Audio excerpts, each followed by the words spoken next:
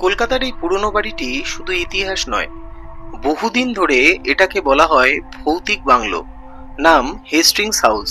দক্ষিণ কলকাতার এক নিঃশব্দ এলাকায় দাঁড়িয়ে থাকা এই বাড়িটি এখন কলেজ, কিন্তু একসময় ছিল ব্রিটিশ গভর্নর জেনারেল ওয়ারেন হেস্টিংসের বাসস্থান।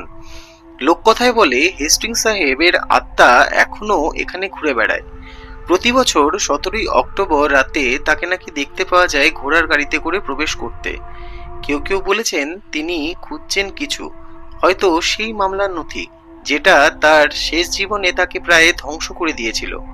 কিন্তু শুধু তাই নয়, কলেজের ছাত্রছাত্রীদের অনেকেই বলেছেন রাতে ডিউটি চলাকালীন আলো হঠাৎ করে নিভে যায়, দেয়ালে হঠাৎ করে ছায়া ভেসে ওঠে। কেউ কেউ অজ্ঞান হয়ে গিয়েছে এই বাড়িতে।